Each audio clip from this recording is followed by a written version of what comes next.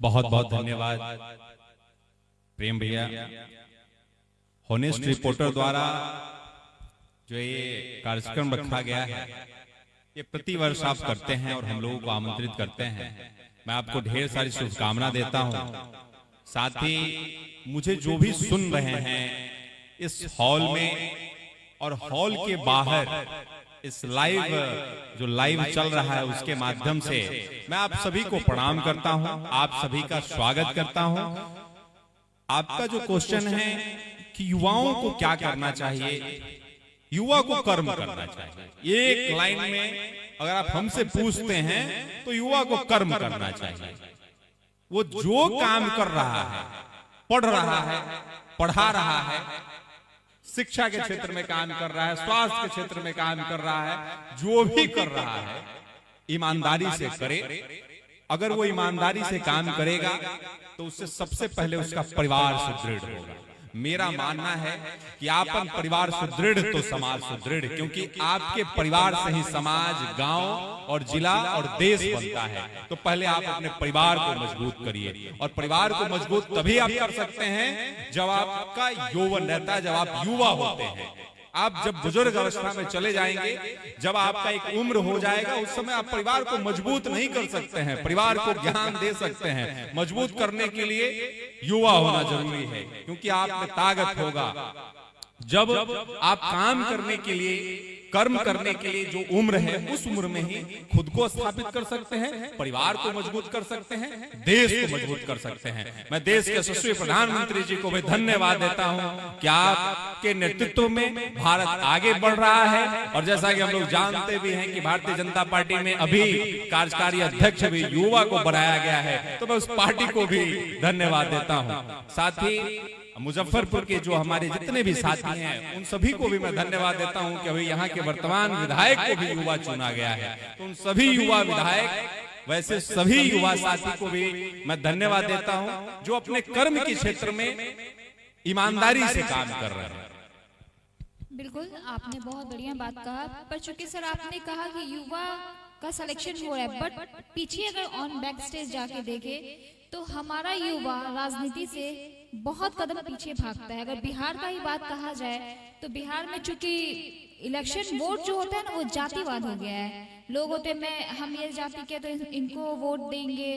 तो इन सब सर्कल में क्या होता है ना कि युवा पूरा राजनीति से पीछे भाग रहा है। तो इसका क्या कारण है? मैम देखिए, इसमें मेरा तो बहुत कम अनुभव है। बाबा बैठे हैं, अविनाश तिरंगा जी, प्रेम भाई हैं, लेकिन मैं जितना समझता हूँ 99.9% लोग राजनीति में सिर्फ शिकार होते हैं।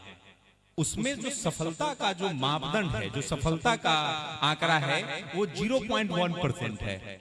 तो आप समझ लीजिए कि यूपीएससी निकालने के लिए भी आईएएस बनने से उससे ज्यादा टफ एक विधायक और एक सांसद बनना है। तो उसमें जो संख्या बल आप देखेंगे कि कम है युवाओं का, तो इसका एक ये भी रीजन है। और मेरा व्यक्तिगत मानना है कि राजनीति में युवाओं की संख्या कम ही होना चाहिए, क्योंकि मेरा व्यक्तिगत जो मानना है कि व्यक्ति को 20 साल तक 20 ईयर्स 20 साल तक शिक्षा के क्षेत्र में मजबूती से उसको काम करना चाहिए, वो पढ़ना चाहिए। 20 से 35 उसे ईमानदारी से कमाना चाहिए, 20 से 35 वर्ष तक।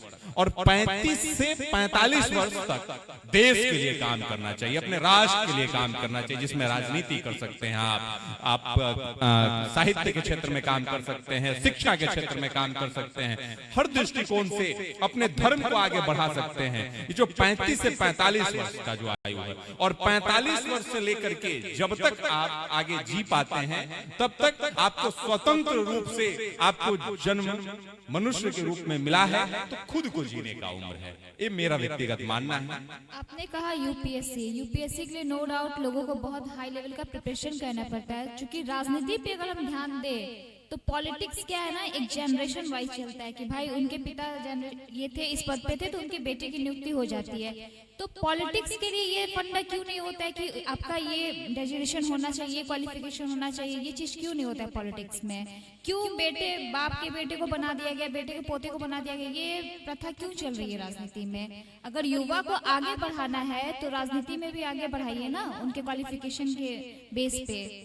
मुझे लगता है ये इस क्वेश्चन का जवाब अविनाश तिरंगा जी को देना चाहिए, क्योंकि मैं तो युवा हूँ, मेरे पिताजी साधारण किसान, और मैंने जो भी स्वयं से खड़ा किया है अपनी ईमानदारी से, अपने मेहनत के दम पर, आज राजनीति के क्षेत्र में भी जो भी मैंने काम किया, जहाँ भी मैं हूँ वो मैं अपने दम पे हूँ।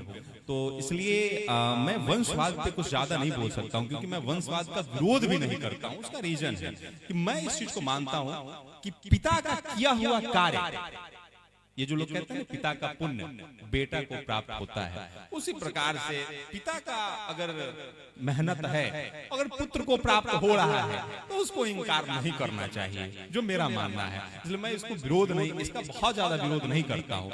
लेकिन इस दृष्टिकोण से हमारे जैसे लोग जो बहुत मेहनत करते हैं, राजनीति में आने के बाद अच्छा कर भी सकते हैं, ऐसा लोग भी कहते हैं, ये मुझे बोलना तो बड़बोलापन हो जाएगा, लेकिन ऐसा अगर हम लोग राजनीति में मेन रोल में आएंगे तो बहुत अच्छा कर सकते हैं। उसके बाद भी कहीं ना कहीं वही वंशवाद का शिकार कि मंत्री का बेटा ही मंत्री बनेगा, विधायक का बेटा ही विधायक बनेगा, उसका शिकार कहीं ना कहीं हम लोग हो रहे हैं कि कब हम विकसित बिहार बनेंगे, विकसित भारत बनेगा। विकसित बिहार तभी बनेगा जब गांव हमारा विकसित होगा। राष्ट्रपिता महात्मा गांधी जी कहते थे कि देश का विकास तभी संभव है जब गांव का विकास होगा, और गांव का विकास तब संभव है जब गांव में ही रोजगार मिलने लगेगा। प्लान की बात सिर्फ हम लोग करते हैं कि प्लान हो रहा है, प्लान रुकेगा कैसे, इस पे काम नहीं हो रहा। सड़क बने, मैं मानता हूं कि सड़क बना है, मैं मानता हूं कि हर घर जल पहुंच गया है, मैं मानता हूं कि बिजली पहुंच गई, लेकिन रोजगार पे काम नहीं हुआ है। और रोजगार पे जब तक काम नहीं होगा देश विकसित नहीं हो सकता है, पलायन नहीं रुक सकता है। आज की स्थिति ऐसा है कि गांव से लोग शहर की ओर आ गए। क्यों ना आए गांव से शहर में? हम कहते नहीं भाई गांव में आप रहो, गांव में रह के वो करेगा क्या? तो गांव में वो रहे, इसके लिए गांव में रोजगार सृजन करने की व्यवस्था करना होगा, ये व्यवस्था करना होगा।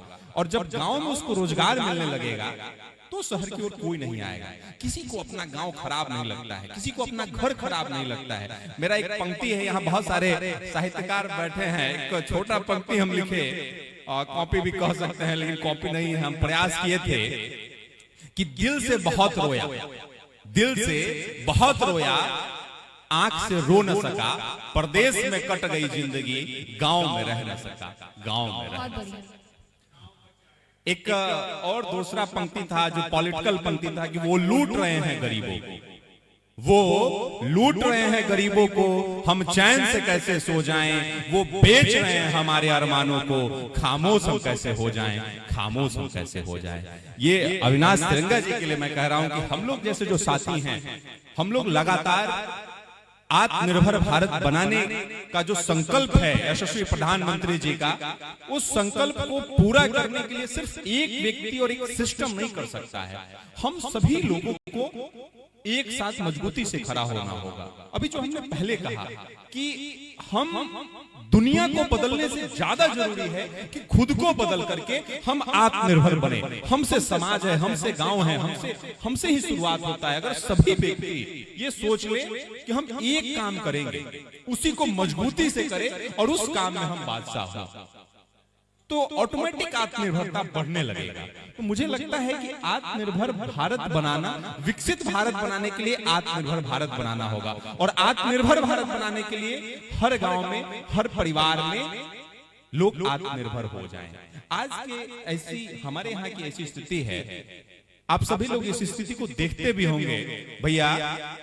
अपने यहाँ गांव की जो स्थिति है, पंकज भैया, अपने यहाँ जो गांव की जो स्थिति है, सभी जगह हम सभी के यहाँ एक परिवार में 6 लोग हैं, 6 लोग में एक आदमी कमा रहा है और वो 5 आदमी ऊपर आश्रित है।